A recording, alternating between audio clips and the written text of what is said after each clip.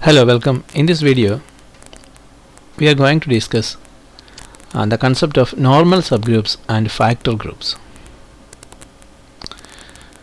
First we will see the definition of normal subgroup of a group. A subgroup H of a group G is called a normal subgroup of G if AH equal to HA. What is mean by AH? AH where H is a subgroup of H must be a subgroup of G. Here it is stated that H is a subgroup of G. So taking a subgroup, we pre-multiply every element of the subgroup by an element A of the group. The element A also belong to the same group. But this A must be arbitrarily chosen. So for after choosing A, we pre-multiply. That means by considering one by one elements of H, we pre-multiply it by A, and all the elements are then taken in a set. The answers obtained are taken in a set. Similar way, we multiply the elements of by considering one by one elements of the subgroup H. They are post multiplied by the element A, the same element, and those elements are also listed or taken in another set, and we compare the two sets. So we will get then two sets. These two sets are compared, and then you can see that the two sets are same. So after comparison, if we get that the two sets are same, but always it is it may not happen. But in the case of some groups where a subgroup, but every subgroup may not satisfy this condition, but there exists some subgroup of G which satisfies this condition. What is the condition? A into H, AH equal to HA for all A belonging to G, and this condition is not true for that may not be true for just by satisfying this condition for one or two elements. It's not enough to say that the subgroup H is a normal subgroup, but this condition must be satisfied by every element of G. If the for every element of G, if this condition is satisfied, then we say that the subgroup chosen is a normal it's a normal subgroup of G. And if H is a normal subgroup of G, that will be denoted by H, and H is a normal subgroup of G. This is a notation. This is not the delta actually, and delta is some that notation. The delta notation is rotated in some angle, so some small angle. So that notation is then used. H is a normal subgroup of G. Immediately we have a theorem. A subgroup H of G is a normal subgroup. A subgroup H of G is a normal subgroup if and only if X inverse is a subset or equivalent set of H for all element X in G, for all X belonging to G. Once again, a subgroup H of G is a normal subgroup of G if and only if X inverse is a subset or equivalent set of H for all X in G. See, let's discuss the steps of the proof. We want to show both way the result holds, or we want to expand the proof in both way. So first of all, you can we have to think that H is a normal subgroup of G. Then we have to show that X inverse is a subset or equivalent set of H for all X belonging to G. And then after doing that, after completing the proof, we have to show that if this condition is satisfied, if for all X in G, if there is a subgroup H which satisfies the condition that for all X in G, X inverse is a subset of H, then H is a normal subgroup. Okay, first suppose H is a normal subgroup of G. First we suppose that H is a normal subgroup of G. Then then you can use the definition of what we know about a normal subgroup. Directly we can use the definition. Then for any then for any x in G, and H is an element of H, and there is C. It's because since H is a normal subgroup of G, then we know that this condition, a condition similar to this, is true. So if we take at the place of A an element X, suppose X is an element of G, instead of A an element of G, we can take X an element of G. Then we know that XH equal to H into X. X into H is equal to H into X. Okay, then what does this say? It says that when small h is an element of H, when we take an element small h belonging to H, capital H, then X into H, that will be that, since that product X into H belongs to H into A. H into A, therefore there must exist an element another element H dash, such that that element equal to that element is an element of so that product X into H belong to H into A. Okay. So therefore there must exist, then using that there must exist H dash in H. See, when then there exists H in H, and for the element X taken from G, there exists an H in H, and suppose H is an element of H, then belonging to this, then we know that we can, to find the product, we can take the product X into H. The product, after finding the product, you can see that that element belongs to H into X. Therefore there must exist an element H dash belonging to H dash in H, such that X into H is equal to H dash into X.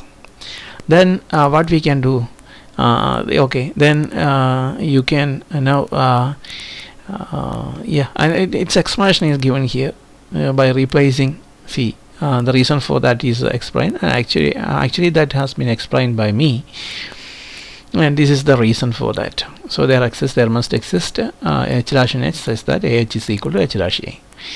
And then you can free this H dash. This element H dash can be freed by post multiplying both sides by X inverse, and therefore XH X inverse equal to H XH X inverse equal to H dash. Okay.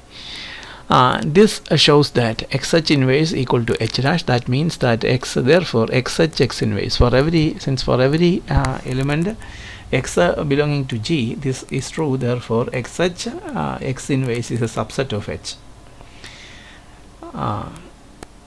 This shows that XH X inverse is a subset of H, subset or equivalent set of H. Okay, then so what we get, yes, this is thus satisfied, and this condition, thus we have proved that one direction is now complete. Proof in one direction is complete. Next, to prove the conversely, we suppose that XH X inverse is a subset or equivalent set of H for all X belonging to G. Now XH X inverse, by taking this again, XH X inverse is a subset or equivalent set of H, and therefore if you post multiply both sides by XH X inverse, then we multiply this by this expression by X. You can cancel that X inverse, and then it is a subset or equivalent set of H into X. But here also you have to multiply it by X. So XH is thus we get that XH is a subset or equivalent set of HX. XH is a subset or equivalent set of HX. Again, and thus this is one. This step is taken one, and then again, since X is an element of G, we know that, okay, related to this we can also say that when X is an element of G, we know that X inverse, because group has the property that inverse of every element is also present in the group. So X is an element of G, X inverse also is an element of G. since when x inverse is an element of G, therefore you can take that at the place of x here, here in this expression you can take that at the place of x you can take x inverse. So here this one becomes x inverse, and here you have to take x inverse. X will be then replaced. You can replace x by x inverse, and we get that expression x inverse x inverse the whole inverse. Okay, this then becomes x inverse the whole inverse is a subset or equivalent set of H. What happens here then? X inverse into H into here 2 times we are taking inverse, so we get x. Then x inverse Hx, thus x inverse Hx is a subset or equivalent set of H. This shows that then when we by pre-multiplying both sides by x, this expression is both sides pre-multiplied by x, we get that. So here you multiply by x, here also you multiply by x, and we by cancelling x into x inverse you can cancel, then we get that. Here in the next step you get h into x alone. Xh is a subset or equivalent set of xh. Hx is a subset or equivalent set of hx, and this is the step 2. Going back to step 1, see, in step 1 we have xh is a subset or equivalent set of hx, and now in step 2 we have hx is a subset or equivalent set of xh. Then you can combine these. 1 and 2 can be combined to obtain that equality. What is the equality? That is hx equality of both sides, that is equality of the quantity on left and right, and that is xh equal to hx for all x element of G. So that's the end of the converse part, end of the proof of the converse part. Thus we have completed entire proof. Now we want an example for what? Example for a normal subgroup. Okay, for an example of a normal subgroup, let's say this. Every subgroup of an abelian group is normal. See, it's an important thing, point you should keep it in mind. You should keep in mind that every subgroup of an abelian group is normal. So in order to establish this or to verify this, an important fact, the characteristics of abelian group will help. See, what is meant by an abelian group? A group is called an abelian group if every if the operation commute.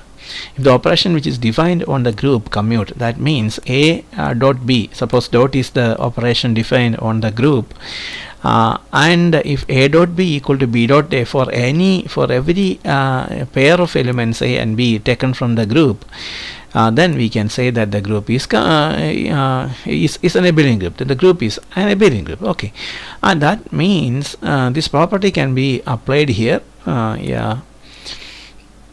To show that every subgroup of an abelian group is normal. Okay. Let G be to establish this. Let us take an abelian group G, be an abelian group, and let H be a subgroup of G.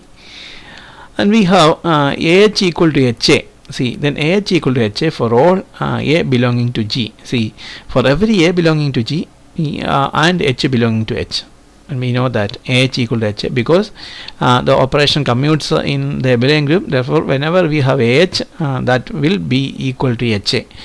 Okay, this is true for all for an arbitrarily chosen element of G and arbitrarily chosen element H of H. Hence, we can say that AH equal to HA.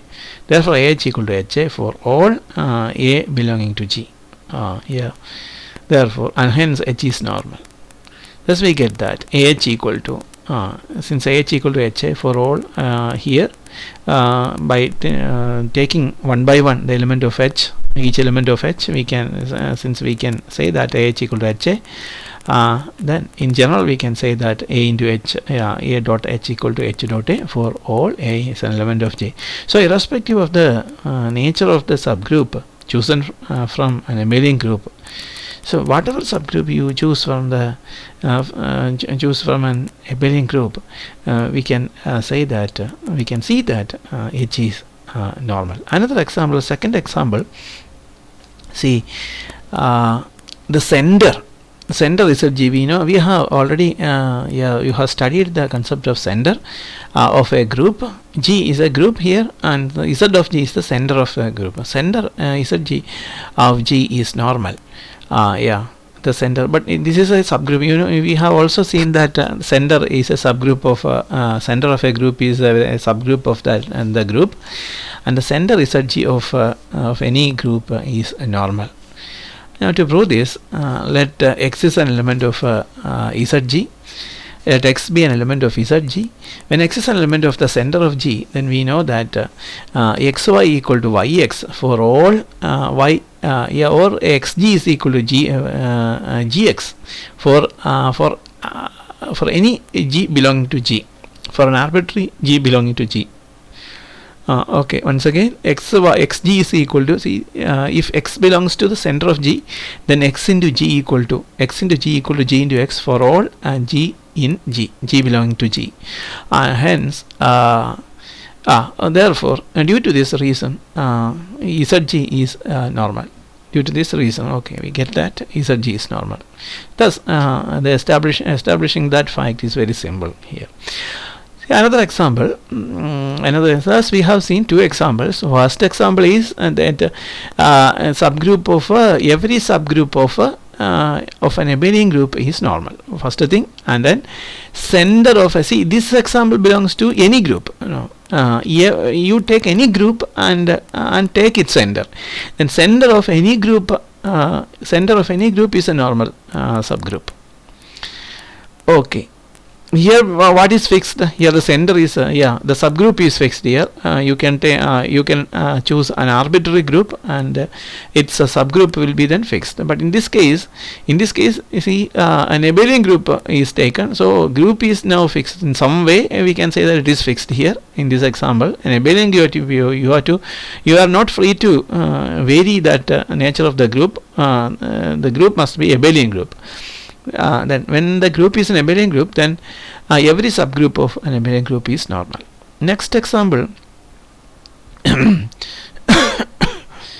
the alternating group AN of all even permutations is, the alternating group AN of all even permutations, and that's a group, alternating group AN.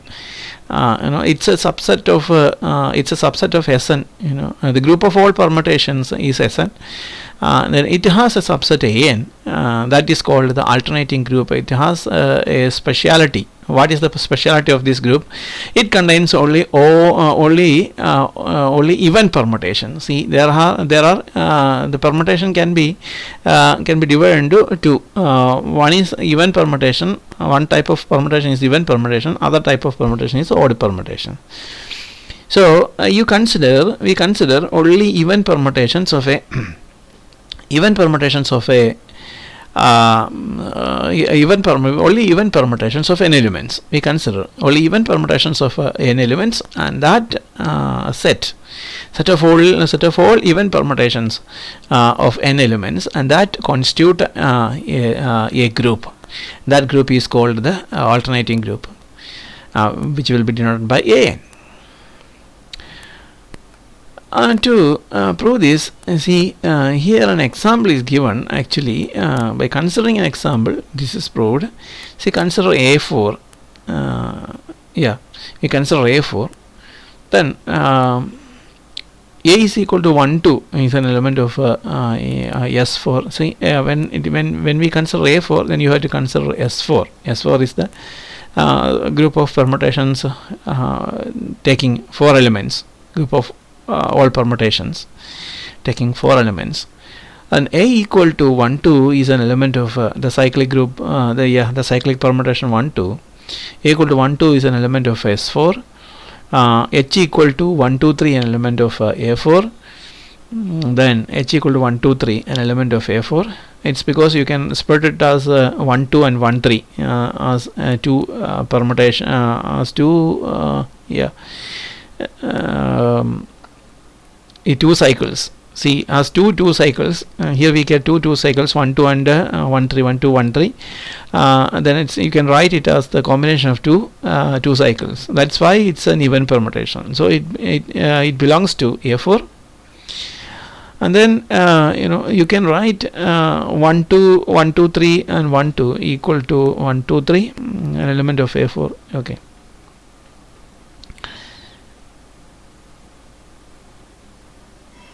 But this is not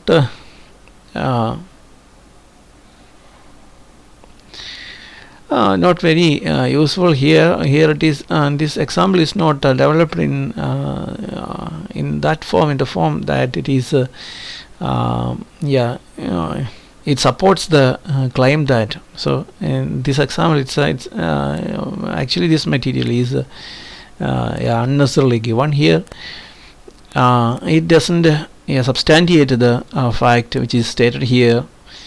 Okay, alternating group n of all even permutations is a normal subgroup of Sn, and it does not substantiate. Now let's consider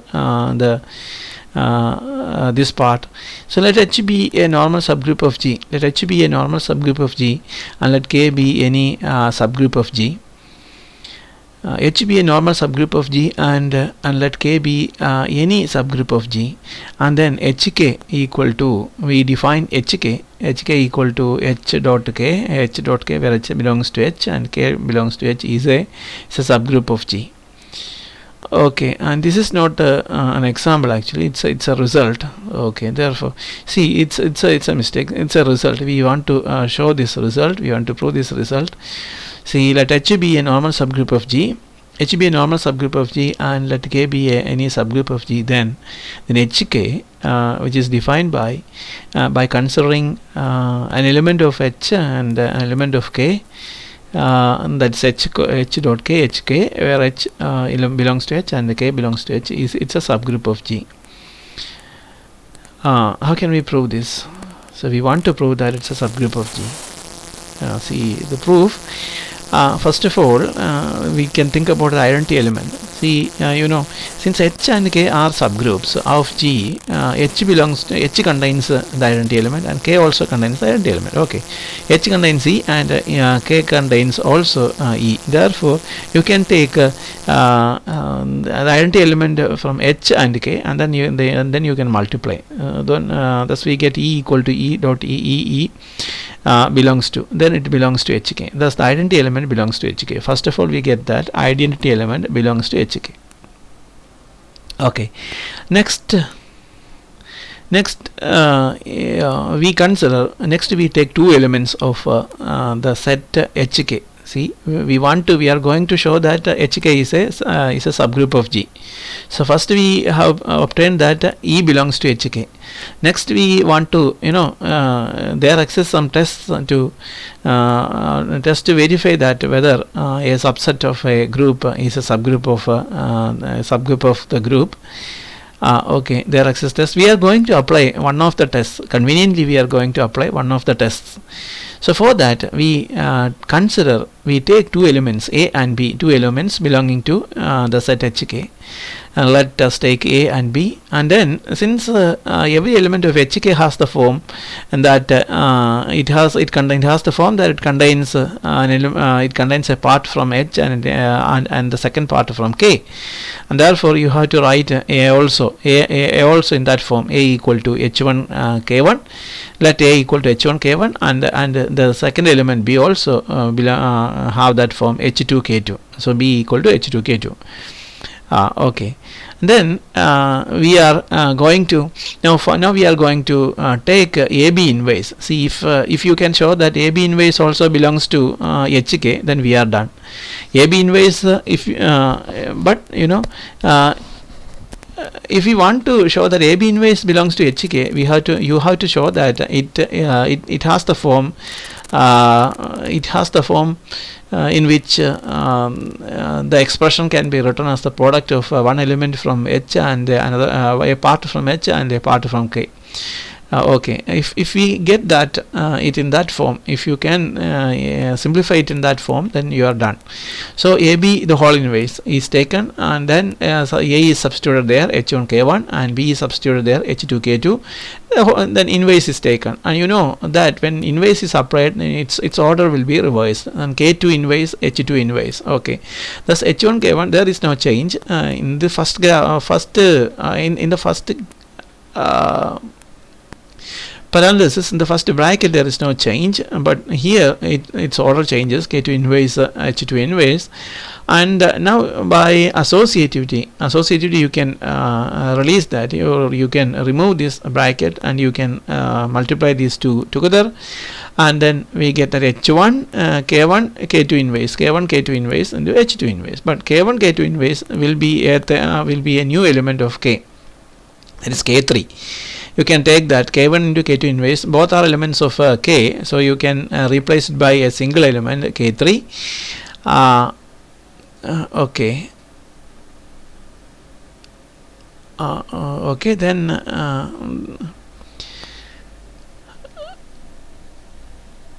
here we have that okay, K1 K2, and then assuming that here it is explained here very clearly, it is given here K1 K2 inverse is equal to K3, because these two elements belong to K.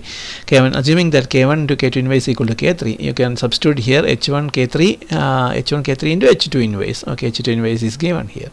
Some clarity is not there, it is missing, clarity is missing here, but it is clear here. So after that you know H1 then K3 H2 inverse, H1 K3 H2 inverse we have, but K3 H2 inverse, since H is a normal, but H is normal, therefore H equal to H into H equal to H dash into A, where if H is normal, let H be a normal subgroup of G. Here it is, additionally we know that H is normal. It is given that in the statement, it is given that H is normal. Since H is normal, you know that H is normal. When H is normal, whenever whenever an element is there in when H is normal, you can write for any by considering K3 as an element of G. See, K3 into H2 inverse, but H2 inverse is an element of H. Okay, since H2 inverse is an element of H, and K3 belongs to the group G, you can find an element some H dash belonging to H, such that K3 into H2 inverse is equal to H dash into K3.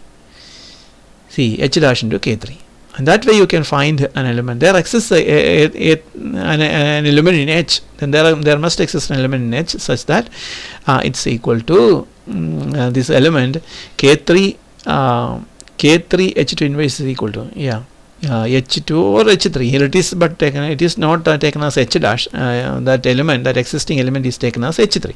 So H3 into K3 there exists.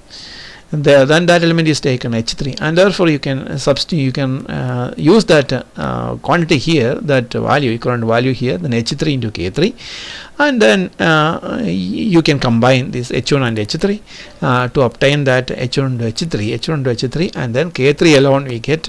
We have here K3 alone, H1 H3 and K3. And therefore it belongs to H into K3. That means H1 into H1 into H1 into H3, and that belongs to H. So in this part belongs to H, and this belongs to K. Therefore it's an element of HK. But no need to write it here. But K3, K3 you can simply write K3 here. So thus it belongs to, since it is in the form H into K, it belongs to HK. This shows that this shows that A into B inverse. This shows that A into B inverse, that element taken A into B inverse for any two elements. You can choose arbitrarily A and arbitrarily B. Any two elements arbitrarily chosen for A and B, you get that A into B inverse belongs to HK. And that shows that using that verification of subgroup, verification of the subgroup property, we get that HK is a subgroup of G. Okay, and here we can stop this video. Okay, thank you.